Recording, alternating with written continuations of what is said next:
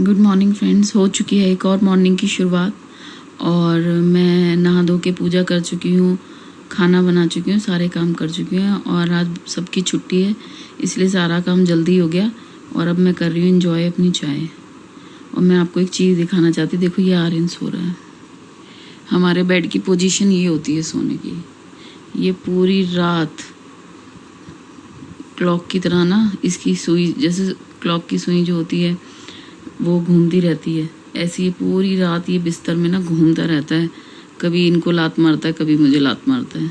और अब इसकी पोजीशन देख लो, ये पोजीशन होनी चाहिए इसकी सोने की। ये देखो ये कैसे सो रहा है। Aryan, Aryan, Aryan, good morning, good morning. कैसे हो आप? देखो इसको, देखो कैसे हो आप आर्यन? गुड मॉर्निंग पहले मम्मा को बोलो। मुझे सुनाई नहीं दिया, जोर से बोलो। आपको नींद अच्छे से आई? आप उठी उठी कब करोगे? हाँ हाँ, मम्मा को तो देखो।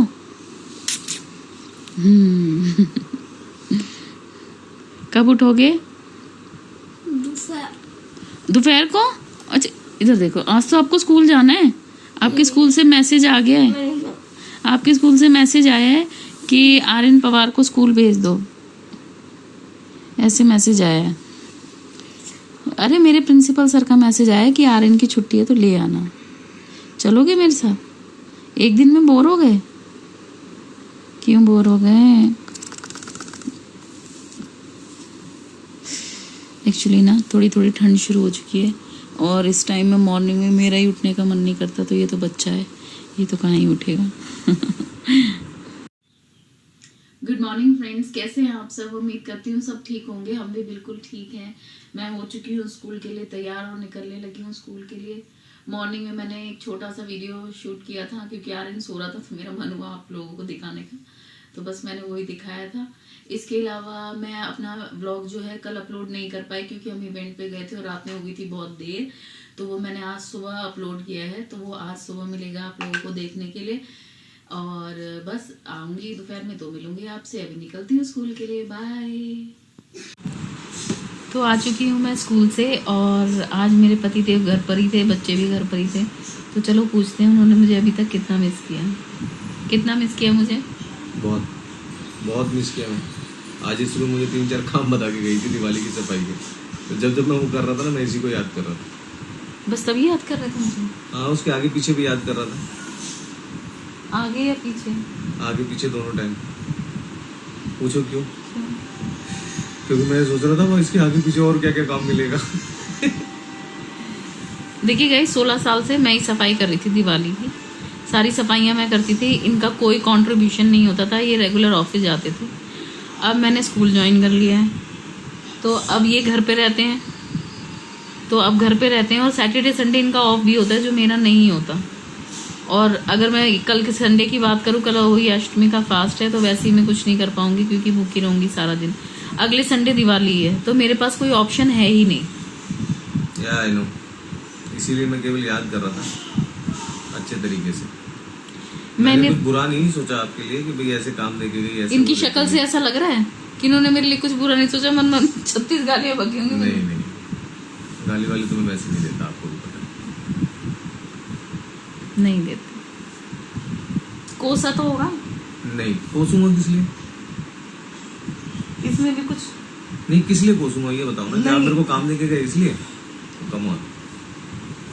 मतलब इनके चेहरे से ऐसा नहीं लग रहा है कि कुछ कहना चाह रहे हैं जो कह नहीं रहे। नहीं, अब मैं एक कुशल गृहिणी हो चुका हूँ घर में रहते रहते। तो गाइज आप मिलिए एक कुशल गृहिणी से और एक अकुशल गृहिणी से। ये अकुशल गृहिणी और ये कुशल गृहिणी। गृहिणी क्या बनाया लंच में? आज मैंने चावल बनाए, नमकीन चावल। सब्जी तो आप बना के गए थे।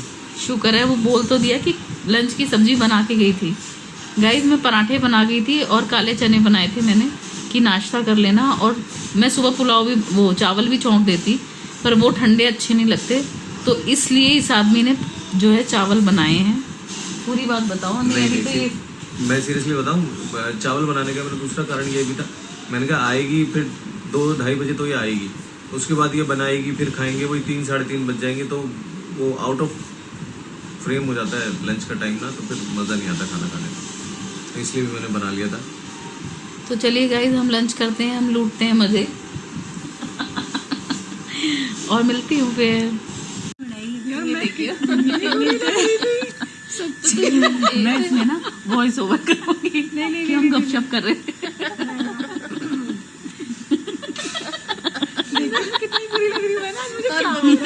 पहुंच गई आराम से पहुंची हूँ। बबीता आपको बैग तो नहीं आ रहा इसमें? मैं इस वीडियो में बताऊंगी कि मेरी फ्रेंड के पास एप्पल फोन था, मैंने पहले नोटिस नहीं किया तो मैं उसको फोन में दे मेकअप करके आऊंगी सामने दुनिया के।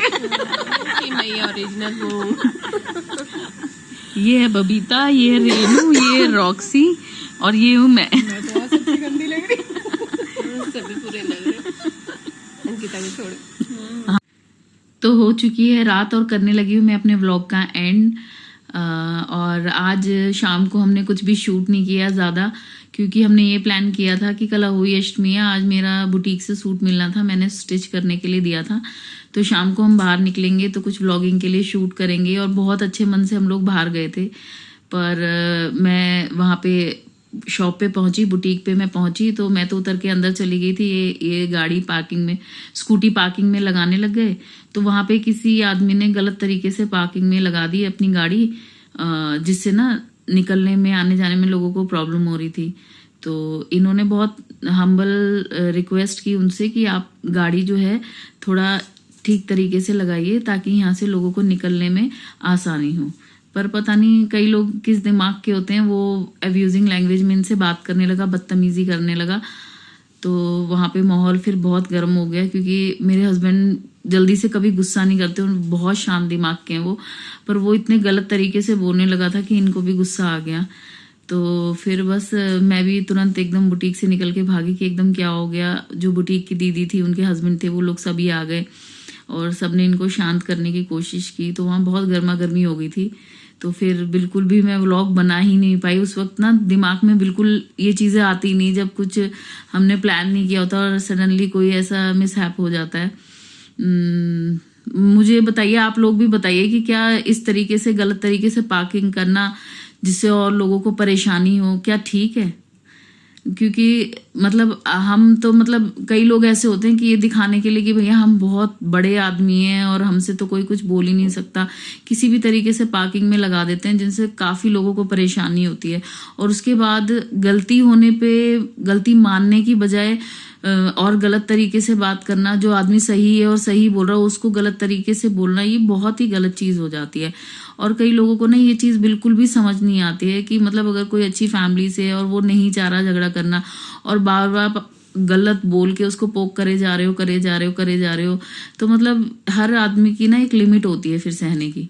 तो वही आज मेरे हस्बैंड के साथ हुआ, पर फिर हम काफ़ी देर तक उन्हें समझाते रहे, क्योंकि बुटीक वाली दीदी भी इतनी हैरान हो गई थी कि ये इतने शांत दिमाग के कि इन्हें गुस्सा कैसे आ गया। पर वो इतने गलत तरीके से बोल रहा था कि गुस्सा मुझे भी बहुत आ गया था। पर मुझे उस वक्त ये लगा कि अगर मैं भी गुस्सा करूँगी तो ना चीज़ें और ख़राब हो जाएंगी। तो मैंने गुस्सा करने की बजाय ना ये सोचा कि मैं इन्हें पहले शांत करूँ। तो बस फिर बहुत देर तक हम लोग इन्हीं को शांत करते रहे। वो तो बहुत मुश्किल से वो आदमी गया, और बाद में जो लोग और भी खड़े थे उन्होंने भी इन्हीं को सपोर्ट किया। वो यही कह रहे थे, मतलब एक जेंट्स मिले, उन्होंने बोला कि मैंने पूरा जो ये सिनेरियो था ये मैंने पूरा देखा था अपनी आंखों से, और सर ने बहुत हम्बली बोला था उनको कि ये गलत तरीके से आपने पार्क करा है, सर प्लीज़ इस तरीके से पार्क कर लीजिए ताकि और लोगों को प्रॉब्लम ना हो। पर पता नहीं वो आदमी किस मूड में था, कुछ समझ ही नहीं आया। तो बस फिर उसके बाद काफ़ी देर तक हम स्कूटी पे घूमते रहे और मैं इनको समझाती रही कि आपका स्वभाव ये नहीं है, कोई अगर गलत हो तो हमें अपना स्वभाव नहीं खोना चाहिए। पर कई बार चीज़ें ना अपने हाथों से निकल जाती हैं। तो बस इसी के साथ मैं अपना व्लॉग का एंड करूँगी। आज मेरा व्लॉग पसंद आया हो तो उसे लाइक कीजिएगा, शेयर कीजिएगा, सब्सक्राइब कीजिएगा।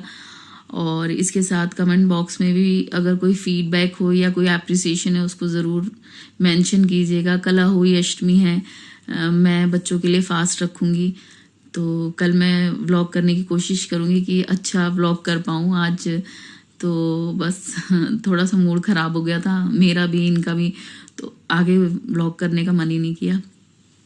तो चलिए गाइस, मैं अपना व्लॉग एंड करती हूँ। अपना ध्यान रखिएगा, खुश रहिएगा। Good night.